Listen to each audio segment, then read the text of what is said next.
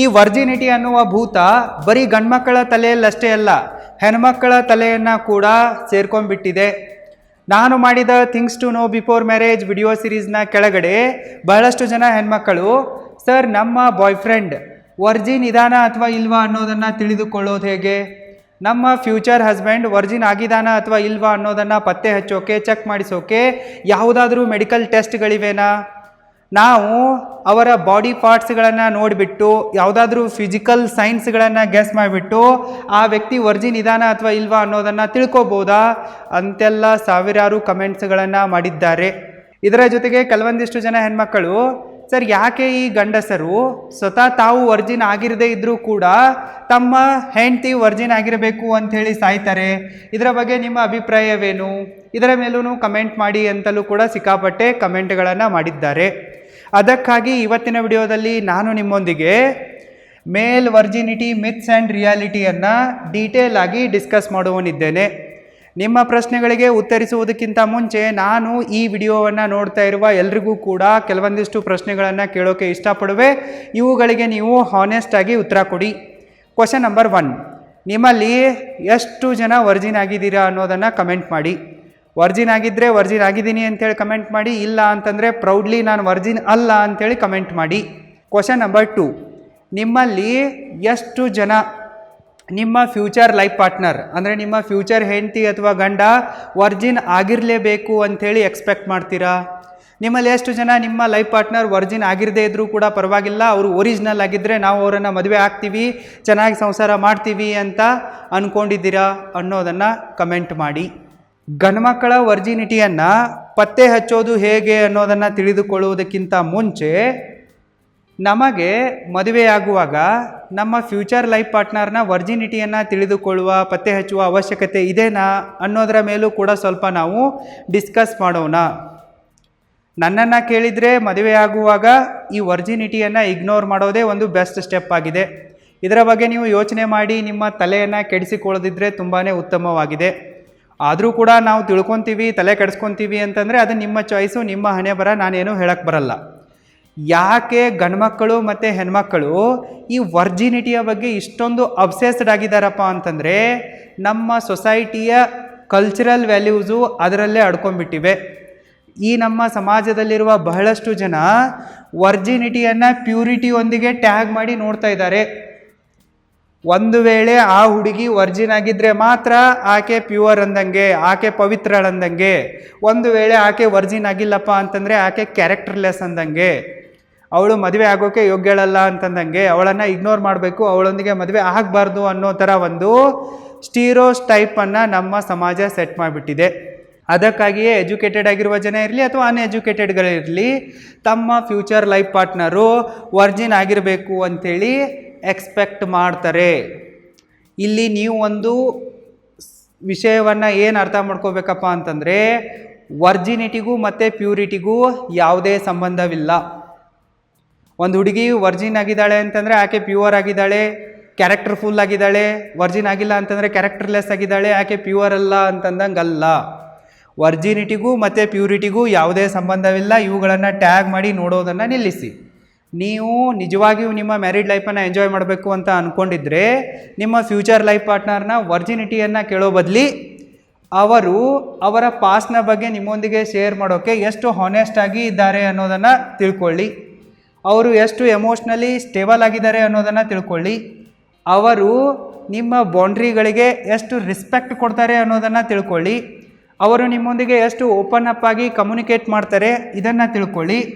ಅವರು financially responsible ಆಗಿದ್ದಾರಾ ಇಲ್ವಾ ಅನ್ನೋದನ್ನು ತಿಳ್ಕೊಳ್ಳಿ.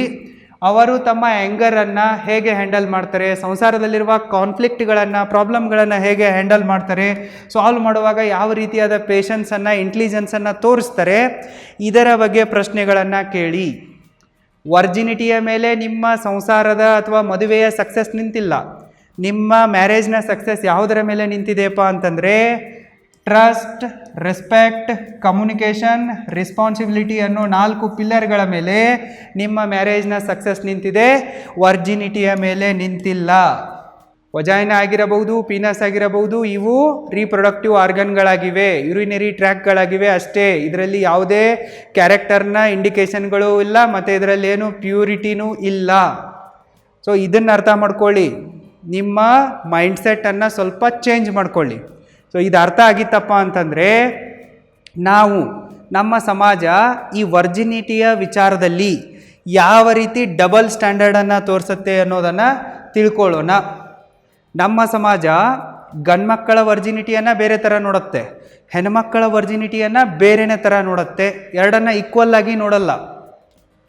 ಒಂದು ವೇಳೆ ಯಾವುದಾದ್ರೂ ಹುಡುಗಿ ವರ್ಜಿನ್ ಆಗಿದ್ದರೆ ನಮ್ಮ ಸಮಾಜ ಅವಳನ್ನು ಪ್ಯೂರ್ ಅಂತ ಕನ್ಸಿಡರ್ ಮಾಡುತ್ತೆ, ಅವಳನ್ನು ಗಾಡೆಸ್ ಅಂತ ಕನ್ಸಿಡರ್ ಮಾಡುತ್ತೆ.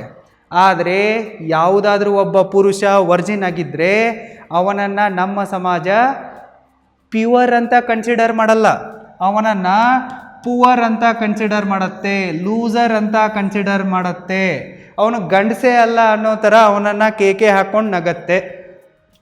ಒಂದು ಹುಡುಗಿ ವರ್ಜಿನ್ ಆಗಿದ್ದಾಳಪ್ಪ ಅಂತಂದರೆ ಆಕೆ ಶ್ರೇಷ್ಠಳ ಅಂತಂದಂಗೆ, ದೇವತೆ ಅಂದಂಗೆ. ಆದರೆ ಹುಡುಗ ವರ್ಜಿನ್ ಆಗಿದ್ದಾನೆ ಅಂತಂದರೆ ಅವನು ಲೂಸರ್ ಅಂದಂಗೆ, ಗಂಡಸೇ ಅಲ್ಲ ಅಂದಂಗೆ, ಆತ ಬಡವ ಅಂತಂದಂಗೆ. ಈ ಥರ ನಮ್ಮ ಸಮಾಜ ಗಂಡ್ಮಕ್ಕಳ ವರ್ಜಿನಿಟಿಯನ್ನು, ಹೆಣ್ಮಕ್ಕಳ ವರ್ಜಿನಿಟಿಯನ್ನು ಬೇರೆ ಬೇರೆ ಆ್ಯಂಗಲ್ನಲ್ಲಿ ನೋಡುತ್ತೆ. ಇನ್ನು ಇಲ್ಲಿ ಮತ್ತೊಂದು ಅಂಶವನ್ನು ನಾವು ಏನು ಗಮನಿಸಬೇಕಪ್ಪ ಅಂತಂದರೆ, ಗಂಡ್ಮಕ್ಕಳು ಹೆಚ್ಚಾಗಿ ಹೆಣ್ಮಕ್ಕಳ ಬ್ಯೂಟಿಗಿಂತ ವರ್ಜಿನಿಟಿಯ ಮೇಲೆ ಜಾಸ್ತಿ ಫೋಕಸ್ ಮಾಡ್ತಾರೆ. ಇನ್ನು ಹೆಣ್ಮಕ್ಕಳು ಗಂಡ್ಮಕ್ಕಳ ವರ್ಜಿನಿಟಿಗಿಂತ ಅವರ ಪ್ರಾಪರ್ಟಿಯ ಮೇಲೆ ಜಾಸ್ತಿ ಫೋಕಸ್ ಮಾಡ್ತಾರೆ. ಗಂಡ್ಮಕ್ಕಳು ಹೆಣ್ಣಿನ ಪಾಸ್ಟ್ನಲ್ಲಿ ಜಾಸ್ತಿ ಫೋಕಸ್ ಮಾಡ್ತಾ ಇದ್ದಾರೆ, ಇನ್ನು ಹೆಣ್ಮಕ್ಕಳು ಗಂಡಿನ ಫ್ಯೂಚರ್ನಲ್ಲಿ ಜಾಸ್ತಿ ಫೋಕಸ್ ಮಾಡ್ತಾ ಇದ್ದಾರೆ. ನೀವು ಪಾಸ್ಟಲ್ಲೂ ಕೂಡ ಬಿದ್ದು ಓದಾಡಬಾರ್ದು, ಫ್ಯೂಚರ್ನಲ್ಲೂ ಕೂಡ ಓದಾಡೋಕ್ಕೆ ಹೋಗಬಾರ್ದು. ಸದ್ಯಕ್ಕೆ ನೀವೇನು ಮಾಡಬೇಕಪ್ಪ ಅಂತಂದರೆ ಪ್ರೆಸೆಂಟ್ ಮೇಲೆ ಫೋಕಸ್ ಮಾಡಬೇಕು. ನಿಮ್ಮ ಮ್ಯಾರೇಜನ್ನು ಸಕ್ಸಸ್ಫುಲ್ಲಾಗಿ ಸಾಗಿಸೋಕೆ ನಿಮ್ಮ ಲೈಫ್ ಪಾರ್ಟ್ನರ್ನಲ್ಲಿ ಯಾವ ಯಾವ ಕ್ವಾಲಿಟಿಗಳು ಇರಬೇಕೋ ಅವುಗಳ ಮೇಲೆ ಜಾಸ್ತಿ ಫೋಕಸ್ ಮಾಡಬೇಕು. ಈ ವರ್ಜಿನಿಟಿ ಅನ್ನೋ ಒಂದು ಸ್ಟುಪಿಡ್ ಕಾನ್ಸೆಪ್ಟನ್ನು ಇಗ್ನೋರ್ ಮಾಡಿದಷ್ಟೇ ನೀವು ಹ್ಯಾಪಿಯಾಗಿರ್ತೀರ, ಹೆಲ್ದಿಯಾಗಿರ್ತೀರ, ನಿಮ್ಮ ರಿಲೇಷನ್ಶಿಪ್ ಕೂಡ ಸ್ಟ್ರಾಂಗ್ ಆಗಿರುತ್ತೆ. ಸೊ ಇದನ್ನು ನೀವು ಮಧ್ಯೆ ತಂದರೆ ಅನಾವಶ್ಯಕವಾದ ವಾದ ವಿವಾದ, ಜಗಳಗಳು, ಟ್ರಸ್ಟ್ ಇಶ್ಯೂಸ್ಗಳು ಆಗ್ತವೆ. ನೀವೇ ನಿಮ್ಮ ಸುಖ, ಶಾಂತಿ, ನೆಮ್ಮದಿ ಸಂಬಂಧವನ್ನು ಹಾಳು ಮಾಡ್ಕೊತೀರಾ. ಈಗ ನಾವು ಗಂಡ್ಮಕ್ಕಳ ವರ್ಜಿನಿಟಿಯನ್ನು ಹೇಗೆ ಟೆಸ್ಟ್ ಮಾಡೋದು ಅನ್ನೋದನ್ನು ನೋಡೋಣ. ನಾವು 2 ಮೆಥಡ್ಗಳ ಮೂಲಕ ಗಂಡ್ಮಕ್ಕಳ ವರ್ಜಿನಿಟಿಯನ್ನು ಟೆಸ್ಟ್ ಮಾಡುವ ಅಥವಾ ತಿಳಿದುಕೊಳ್ಳುವ ಪ್ರಯತ್ನವನ್ನು ಮಾಡ್ಬೋದು. Way number 1 psychological methods, way number 2 medical test. ಮೊದಲನೇದಾಗಿ ನಾವು ಸೈಕಾಲಜಿಕಲ್ ಮೆಥಡ್ಗಳ ಮೂಲಕ ಹೇಗೆ ನಾವು ಗಂಡಸರ ವರ್ಜಿನಿಟಿಯನ್ನು ತಿಳ್ಕೋಬಹುದು ಅನ್ನೋದನ್ನು ಡಿಸ್ಕಸ್ ಮಾಡೋಣ. Number 1 nervousness during intimacy. ಯಾವುದಾದ್ರೂ ಒಬ್ಬ ಪುರುಷ ಮಹಿಳೆಯೊಂದಿಗೆ ಇಂಟಿಮೆಸಿಯನ್ನು ಮಾಡುವಾಗ ಅಂದರೆ ಸೆಕ್ಸ್ ಮಾಡುವಾಗ ನರ್ವಸ್ ಆಗಿದ್ದರೆ, ತುಂಬಾ ಹೆದರಿದ್ರೆ, ಭಯಪಡ್ತಾ ಇದ್ದರೆ, ಹಿಂಜರಿತಾ ಇದ್ದರೆ ಅವನು ವರ್ಜಿನ್ ಆಗಿರ್ಬೋದು ಅಂತ ನಾವು ಅನ್ಕೋಬೋದು. ಗಂಡಿರಲಿ ಹೆಣ್ಣಿರಲಿ ಮೊದಲ ಸರ್ತಿ ಫಿಸಿಕಲ್ ರಿಲೇಷನ್ಶಿಪ್ಪನ್ನು ಬೆಳೆಸುವಾಗ ಹೆದರ್ತಾರೆ, ನರ್ವಸ್ನೆಸ್ ಫೀಲ್ ಆಗೇ ಆಗುತ್ತೆ.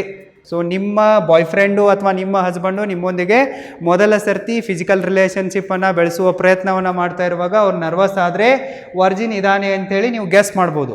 ಆದರೆ ಏನು 100% ಎಕ್ಯುರೇಟ್ ಆಗಿರುವ ಮೆಥಡ್ ಅಲ್ಲ.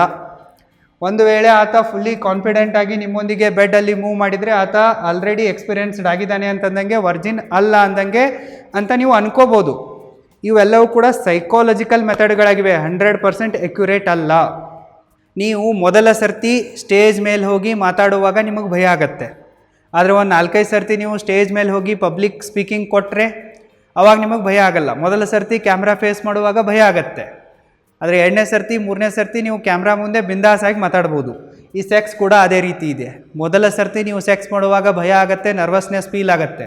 ಆದರೆ ನೀವು 2-3 ಸರ್ತಿ ಮಾಡಿಬಿಟ್ರೆ ನೀವು ಅದಕ್ಕೆ ಯೂಸ್ ಟು ಆಗಿ ಹೋಗ್ಬಿಡ್ತೀರಾ. ಸೊ ನರ್ವಸ್ನೆಸ್ನ ಆಧಾರದ ಮೇಲೂ ಕೂಡ ನಿಮ್ಮ ಬಾಯ್ ಫ್ರೆಂಡು ಅಥವಾ ಗಂಡ ವರ್ಜಿನ್ ಇದಾನ ಇಲ್ವಾ ಅಂತ ನೀವು ಗೆಸ್ ಮಾಡ್ಬೋದು. ಇನ್ನು ನಂಬರ್ 2 ಏನಪ್ಪ ಅಂತಂದರೆ ಶೈ ಟು ಫೇಸ್ ಗರ್ಲ್ಸ್. ಯಾವುದಾದ್ರೂ ಒಬ್ಬ ಹುಡುಗ ಹುಡುಗಿಯರಿಗೆ ನಾಚ್ಕೊಳ್ತಾ ಇದ್ದರೆ, ಅಂದರೆ ಹುಡುಗಿಯರನ್ನು ಮಾತನಾಡ್ಸೋಕೆ ನಾಚೋದಿರ್ಬೋದು, ಅವರೊಂದಿಗೆ ಗ್ರೂಪ್ ಡಿಸ್ಕಷನ್ನಲ್ಲಿ ಇನ್ವಾಲ್ವ್ ಆಗೋದಿರ್ಬೋದು, ಇಲ್ಲವೇ ಅವ್ರ ಹತ್ರ ಹೋಗೋದಿರ್ಬೋದು, ಅವರಿಂದ ಏನಾದರೂ ಕೇಳಿ ಪಡೆದುಕೊಳ್ಳೋದಿರ್ಬೋದು, ಇಂಥ ಎಲ್ಲ ವಿಚಾರಗಳಲ್ಲಿ ಆತ ನಾಚಿಕೊಳ್ತಾ ಇದ್ದಾನೆಪ್ಪ ಅಂತಂದರೆ, ಹಿಂದೆ ಸರಿತಾ ಇದ್ದಾನಪ್ಪ ಅಂತಂದರೆ, ಹುಡುಗಿಯರಿಂದ ದೂರ ಓಡ್ತಾ ಇದ್ದಾನೆಯಪ್ಪ ಅಂತಂದರೆ ಅವನು ವರ್ಜಿನ್ ಆಗಿದ್ದಾನೆ ಅಂಥೇಳಿ ನೀವು ಅನ್ಕೋಬೋದು. ಆತ ಫಿಸಿಕಲಿ ಮತ್ತು ಮೆಂಟಲಿ ಎರಡೂ ಆ್ಯಂಗಲ್ದಿಂದ ವರ್ಜಿನ್ ಆಗಿದ್ದಾನೆ ಅಂತ ನೀವು ಅನ್ಕೋಬೋದು. ಒಬ್ಬ ಹುಡುಗ ಇದ್ದಾನೆ ಅಂತ ಅಂದ್ಕೊಳ್ಳಿ, ಅವನು ತನ್ನ ಲೈಫಲ್ಲಿ ಅವನ ತಾಯಿ, ಅವರ ಸೋದರಿಯನ್ನು ಬಿಟ್ಟು ಬೇರೆ ಯಾವುದೇ ಒಂದು ಹುಡುಗಿಯ ಜೊತೆ ಮಾತಾಡೇ ಇಲ್ಲ ಅಂತಂದರೆ ಅವನಿಗೆ ಹುಡುಗಿಯರ ಬಗ್ಗೆ ಎಕ್ಸ್ಪೀರಿಯೆನ್ಸೇ ಇಲ್ಲ ಅಂತಂದಂಗೆ. ಮೆಂಟಲಿ ಆತ ವರ್ಜಿನ್ ಇದ್ದಾನೆ ಅಂತಂದಂಗೆ, ಯಾಕಂದರೆ ಅವನಿಗೆ ಗೊತ್ತೇ ಇಲ್ಲ. ಆತ ಹುಡುಗಿಯರ ಜೊತೆಗೆ ಜಾಸ್ತಿ ಮಾತಾಡಿದರೆ ಬೆರ್ತಿದ್ರೆ ಅವನಿಗೆ ಈ ಶೈನೆಸ್ ಕಾಡಲ್ಲ. ಸೊ ಈ ಒಂದು ವಿಚಾರದ ಆಧಾರದ ಮೇಲೂ ಕೂಡ ನೀವು ಆತ ವರ್ಜಿನ್ ಇದ್ದಾನೆ ಅಂತ ಅನ್ಕೋಬೋದು. ಇಲ್ಲ, ಆತ ಇಂಟ್ರೋವರ್ಟ್ ಕೂಡ ಆಗಿರಬಹುದು.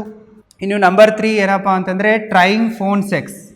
ನಿಮ್ಮ ಬಾಯ್ ಫ್ರೆಂಡು ಅಥವಾ ಫ್ಯೂಚರ್ ಹಸ್ಬೆಂಡು ಫೋನ್ ಸೆಕ್ಸನ್ನು ಟ್ರೈ ಮಾಡ್ತಾ ಇದ್ದರೆ ಆತ ವರ್ಜಿನ್ ಅಲ್ಲ ಅಂಥೇಳಿ ನೀವು ಸ್ವಲ್ಪ ಶ್ಯೂರಿಟಿಯಾಗಿ ತೊಗೋಬೋದು. ಫೋನ್ ಸೆಕ್ಸ್ ಅಂದರೆ ಏನಪ್ಪ ಅಂತಂದರೆ ಫೋನ್ನಲ್ಲಿ ಜಾಸ್ತಿ ಲೈಂಗಿಕ ವಿಚಾರಗಳ ಬಗ್ಗೆ ಮಾತಾಡೋದು, ಸೆಕ್ಸ್ ಬಗ್ಗೆ ಮಾತಾಡೋದು, ಬಾಡಿ ಪಾರ್ಟ್ಸ್ಗಳನ್ನು ಡಿಸ್ಕ್ರೈಬ್ ಮಾಡೋದು. ಸೊ ಇದ್ರ ಬಗ್ಗೆನೇ ಜಾಸ್ತಿ ಡಿಸ್ಕಷನ್ಗಳನ್ನು ಮಾಡೋದು. ನೀವೇನೋ ಬೇರೆ ಟಾಪಿಕ್ ಮಾತಾಡ್ತಾ ಇರ್ತೀರ, ಮಧ್ಯದಲ್ಲಿ ಮತ್ತೆ ಇಲ್ಲಿಗೇ ಬಂದುಬಿಡೋದು. ಸೆಕ್ಸಲ್ಲಿ ಸಿಕ್ಕಾಪಟ್ಟೆ ಮಜಾ ಇರುತ್ತೆ, ಹೆದರಬೇಡ, ತುಂಬಾ ಮಜಾ ಬರುತ್ತೆ, ಈ ಥರ ನಿಮ್ಮನ್ನು ಪ್ರೊವೋಕ್ ಮಾಡಿ ಅದಕ್ಕೆ ಎಳಿತಾ ಇದ್ದರೆ ನೀವೇನು ಅರ್ಥ ಮಾಡ್ಕೋಬೇಕಪ್ಪ ಅಂತಂದರೆ ಆಲ್ರೆಡಿ ಅವನಿಗೆ ಎಕ್ಸ್ಪೀರಿಯನ್ಸ್ ಇದೆ ಅಂತಂದಂಗೆ, ಅವನು ವರ್ಜಿನ್ ಅಲ್ಲ ಅಂತಂದಂಗೆ. ಬುಕ್ಸ್ಗಳನ್ನು ಓದಿಬಿಟ್ಟು ಅಥವಾ ಯೂಟ್ಯೂಬ್ನಲ್ಲಿ ವಿಡಿಯೋಗಳನ್ನು ನೋಡಿಬಿಟ್ಟು ಯಾರೂ ಕೂಡ ಈ ವಿಚಾರದಲ್ಲಿ ಇಷ್ಟೊಂದು ಕಾನ್ಫಿಡೆಂಟಾಗಿ ಮಾತಾಡೋಕ್ಕೆ, ಮತ್ತೊಬ್ಬರನ್ನು ಪ್ರೊವೋಕ್ ಮಾಡೋಕ್ಕೆ ಸಾಧ್ಯ ಇಲ್ಲ. ಸೊ ಅವ್ರು ಅದನ್ನು ಫಿಸಿಕಲಿ ಎಕ್ಸ್ಪೀರಿಯೆನ್ಸ್ ಮಾಡಿದರೆ ಮಾತ್ರ ಅವರು ಶೋರ್ ಆಗಿ ನಿಮ್ಮೊಂದಿಗೆ ಫೋನ್ ಸೆಕ್ಸ್ ಮಾಡ್ತಾ ಇರ್ತಾರೆ, ನಿಮ್ಮನ್ನು ಅದಕ್ಕೆ ಇನ್ವೈಟ್ ಮಾಡ್ತಾ ಇರ್ತಾರೆ. ಈ 3 ಸೈಕಾಲಜಿಕಲ್ ಫ್ಯಾಕ್ಟ್ಸ್ಗಳ ಮೇಲೆ ನಿಮ್ಮ ಫ್ಯೂಚರ್ ಹಸ್ಬೆಂಡು ಅಥವಾ ಬಾಯ್ ಫ್ರೆಂಡು ವರ್ಜಿನ್ ಇದ್ದಾರಾ ಇಲ್ವಾ ಅಂಥೇಳಿ ನೀವು ಗೆಸ್ ಮಾಡ್ಬೋದು. ಇದು ಬರೀ ಗೆಸ್ ಅಷ್ಟೇ, ಇದು 100% ಅಥೆಂಟಿಕ್ ಆಗಿರುವ ಮೆಥಡ್ಗಳು ಅಲ್ಲ. ಗಂಡಸರ ವರ್ಜಿನಿಟಿಯನ್ನು ಚೆಕ್ ಮಾಡೋಕ್ಕಿರುವ ಮೆಡಿಕಲ್ ಟೆಸ್ಟ್ಗಳ ಬಗ್ಗೆ ಡಿಸ್ಕಸ್ ಮಾಡೋದಕ್ಕಿಂತ ಮುಂಚೆ ನಿಮಗೊಂದು ಇಂಪಾರ್ಟೆಂಟ್ ಆಗಿರುವ ಇನ್ಫಾರ್ಮೇಷನ್ ಇದೆ. ಒಂದು ವೇಳೆ ನೀವು smartphone film making, smartphone photography, professional video editing, YouTube creation and management, content ಕ್ರಿಯೇಷನ್ನಂತಹ ಸ್ಕಿಲ್ಗಳನ್ನು ಕಲಿಯುವ ಆಸೆಯನ್ನು ಹೊಂದಿದ್ರೆ ಈಗಲೇ ನೀವು roaringfilmschool.comಗೆ ವಿಸಿಟ್ ಮಾಡಿ ಮತ್ತು ಕಲಿರಿ. ಲಿಂಕ್ ಈ ವಿಡಿಯೋದ ಡಿಸ್ಕ್ರಿಪ್ಷನ್ ಬಾಕ್ಸಲ್ಲಿದೆ, ಚೆಕ್ ಮಾಡಿ. ಹೇಗೆ ಹೆಣ್ಮಕ್ಕಳ ವರ್ಜಿನಿಟಿಯನ್ನು ಟೆಸ್ಟ್ ಮಾಡೋಕ್ಕೆ, ಪ್ರೂವ್ ಮಾಡೋಕ್ಕೆ ಯಾವುದೇ ಟೆಸ್ಟ್ಗಳಿಲ್ವೋ ಅದೇ ಥರ ಗಂಡ್ಮಕ್ಕಳ ವರ್ಜಿನಿಟಿಯನ್ನು ಟೆಸ್ಟ್ ಮಾಡೋಕ್ಕೆ ಮತ್ತು ಪ್ರೂವ್ ಮಾಡೋಕ್ಕೆ ಯಾವುದೇ ಮೆಡಿಕಲ್ ಟೆಸ್ಟ್ಗಳು ಇಲ್ಲ, ಎಕ್ಸಿಸ್ಟೇ ಆಗಲ್ಲ. ಇನ್ನು ಕೆಲವೊಂದಿಷ್ಟು ಜನ ಅರ್ಧಂಬರ್ಧ ಪಂಡಿತರು ಬಂದಿರ್ತಾರೆ, ದೀಡ್ ಪಂಡಿತರು, ಎಲ್ಲೋ ಏನೋ ಓದ್ಕೊಂಡ್ಬಿಟ್ಟು ಯಾವುದಾದ್ರೂ ಒಂದು ವಿಡಿಯೋ ನೋಡ್ಕೊಂಡ್ಬಿಟ್ಟು ಹೆಣ್ಮಕ್ಕಳಲ್ಲಿ ಅವರ ವಜೈನದಲ್ಲಿ ಹೈಮನ್ ಅನ್ನೋ ಒಂದು ಮೆಂಬ್ರೇನ್ ಇರುತ್ತೆ. ಸೊ ಅದು ತುಂಬಾ ಸೆನ್ಸಿಟಿವ್ ಆಗಿರುತ್ತೆ. ಫಸ್ಟ್ ಟೈಮ್ ಸೆಕ್ಸ್ ಮಾಡುವಾಗ ಅದು ಹರಿದೋಗುತ್ತೆ, ಬ್ಲೀಡ್ ಆಗುತ್ತೆ, ರಕ್ತ ಬರುತ್ತೆ. ರಕ್ತ ಬಂದರೆ ಆಕೆ ವರ್ಜಿನ್ ಅಂದಂಗೆ, ಬರಲಿಲ್ಲಪ್ಪ ಅಂತಂದರೆ ವರ್ಜಿನ್ ಅಲ್ಲ ಅಂದಂಗೆ ಅಂಥೇಳಿ ಎಲ್ಲ ಥಿಯರಿಗಳನ್ನು ಹೇಳ್ತಾ ಇರ್ತಾರೆ. ಅರ್ಧಂಬರ್ಧ ಅನ್ಸೈಂಟಿಫಿಕ್ಕು ಸೂಡೋ ಸೈನ್ಸ್ ಥಿಯರಿಗಳನ್ನ ಹೇಳ್ತಾ ಇರ್ತಾರೆ. ಹೈಮನ್ ಅನ್ನೋದು ತುಂಬಾ ಥಿನ್ ಮೆಮ್ರೇನ್ ಆಗಿರುತ್ತೆ, ತುಂಬಾ ಸೆನ್ಸಿಟಿವ್ ಆಗಿರುತ್ತೆ. ಆಕೆ ಎಕ್ಸರ್ಸೈಸ್ ಮಾಡುವಾಗ, ಸೈಕ್ಲಿಂಗ್ ಮಾಡುವಾಗ, ಜಂಪಿಂಗ್ ಮಾಡುವಾಗ, ರನ್ನಿಂಗ್ ಮಾಡುವಾಗ ಅಥವಾ ಆಕ್ಸಿಡೆಂಟಲ್ಲಿ ಏನೋ ಒಂದು ಮಾಡುವಾಗಲೂ ಕೂಡ ಅದು ಹರಿದೋಗೋ ಚಾನ್ಸಸ್ ಇರುತ್ತೆ. ಸೆಕ್ಸ್ ಮಾಡುವಾಗಲೇ ಅದು ಹರಿಯುತ್ತೆ, ಹರಿದೋಗ್ಬೇಕು ಅಂತ ರೂಲ್ಸ್ ಏನಿಲ್ಲ.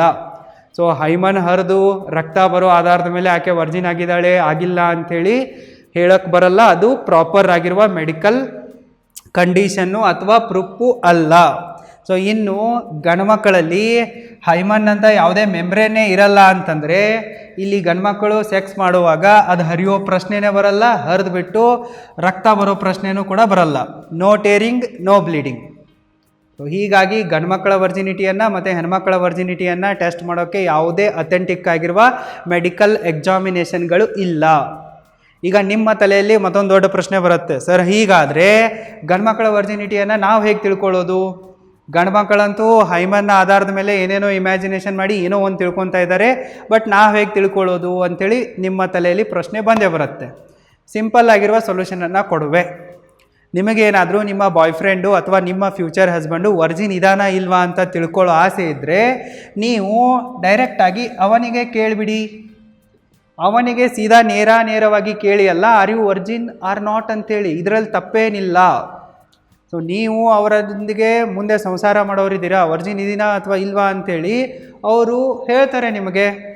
ಸೊ ಅವ್ರು ಮ್ಯಾಚೂರ್ ಆಗಿದ್ದರೆ ಇಂತಹ ಪ್ರಶ್ನೆಗಳನ್ನು ಹೇಗೆ ಹ್ಯಾಂಡಲ್ ಮಾಡಬೇಕು ಅನ್ನೋ ತಿಳುವಳಿಕೆ ಅವರಲ್ಲಿ ಇದ್ದರೆ, ಅವರು ತಮ್ಮ ಪಾಸ್ಟ್ನ ಬಗ್ಗೆ ನಿಮ್ಮೊಂದಿಗೆ ಇದ್ದಕ್ಕಿದ್ದಂಗೆ ಹಾನೆಸ್ಟಾಗಿ ಶೇರ್ ಮಾಡುವಷ್ಟು ಯೋಗ್ಯರಾಗಿದ್ದರೆ, ನಿಮ್ಮನ್ನು ಅವರು ಟ್ರಸ್ಟ್ ಮಾಡ್ತಾ ಇದ್ದರೆ, ನಿಮ್ಮಲ್ಲಿ ಅವರು ಫ್ಯೂಚರನ್ನು ನೋಡ್ತಾ ಇದ್ದರೆ, ಖಂಡಿತವಾಗಿಯೂ ನೀವು ಅವರಿಗೆ ವರ್ಜಿನ್ ಇದೆಯಾ ಇಲ್ವಾ ಅಂತ ಕೇಳಿದಾಗ ಅವರು ಹಾನೆಸ್ಟಾಗಿ ಉತ್ತರ ಕೊಟ್ಟೇ ಕೊಡ್ತಾರೆ. ನಗ್ನಗ್ತಾ ಕೊಡ್ತಾರೆ ಅಥವಾ ಟೈಮ್ ತೊಗೊಂಡು ಯೋಚನೆ ಮಾಡಿ ಕೊಡ್ತಾರೆ, ಉತ್ತರ ಕೊಡ್ತಾರೆ.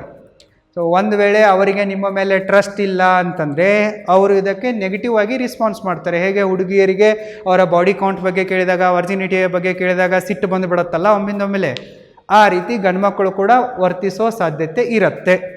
ಸೊ ನೀವು ಪ್ರಶ್ನೆ ಕೇಳಿದಾಗ ಅವರೆಷ್ಟು ಕೂಲಾಗಿ ಕಾಮಾಗಿ ಉತ್ತರಿಸ್ತಾರೋ ಅದರ ಮೇಲೆ ನೀವು ಅರ್ಥ ಮಾಡ್ಕೋಬೋದು. ಸೊ ಆ ವ್ಯಕ್ತಿ mentally, physically, emotionally, financially, psychologically, socially stable ಆಗಿದ್ದಾನಪ್ಪ ಅಂತಂದರೆ ನೀವು ಅವನಿಗೆ ಅವನ ವರ್ಜಿನಿಟಿಯ ಬಗ್ಗೆ ಕೇಳಿದಾಗ ಅವನೇನು ಶೇಕ್ ಆಗಲ್ಲ, ಡೈವರ್ಟ್ ಆಗಲ್ಲ, ನೆಗೆಟಿವ್ ಆಗಿ ರೆಸ್ಪಾನ್ಸ್ ಮಾಡಲ್ಲ. ಸೊ ಅವನಿಗೆ ಹಾನೆಸ್ಟಾಗಿ ಉತ್ತರ ಕೊಡಬೇಕು. ನಿಮ್ಮೊಂದಿಗೆ ಆತ ಒಂದು ರಿಲೇಷನ್ಶಿಪ್ಪನ್ನು ಬಿಲ್ಡ್ ಮಾಡಬೇಕು ಅಂತ ಅಂದ್ಕೊಂಡಿದ್ರೆ ಹಾನೆಸ್ಟಾಗಿ ಉತ್ತರ ಕೊಡ್ತಾನೆ, ಇಲ್ಲ ಅಂತಂದರೆ ಅವಾಯ್ಡ್ ಮಾಡ್ತಾನೆ. ಸೊ ನೀವು ಡೈರೆಕ್ಟಾಗಿಯೇ ಕೇಳ್ಕೊಂಬಿಟ್ಟು ಅವನು ವರ್ಜಿನ್ ಇದಾನ ಇಲ್ವಾ ಅಂತೇಳಿ ತಿಳ್ಕೊಬೋದು. ಇದು ಬಿಟ್ಟರೆ ಬೇರೆ ಯಾವುದೇ ಮೆಥಡ್ ಇಲ್ಲ. ಐ ಹೋಪ್ ನಿಮಗೀಗ ನಿಮ್ಮ ಎಲ್ಲ ಪ್ರಶ್ನೆಗಳಿಗೆ ಸರಿಯಾದ ಉತ್ತರ ಸಿಕ್ಕಿದೆ ಅಂತ ಅನ್ಕೊತೀನಿ. ಸೊ ಮತ್ತೆ ಏನಾದರೂ ನಿಮಗೆ ಅನಿಸ್ತಾ ಇದೆ ಅಂತಂದರೆ you are free to express your opinions via comments. All the best, ಮತ್ತೆ ಸಿಗೋಣ.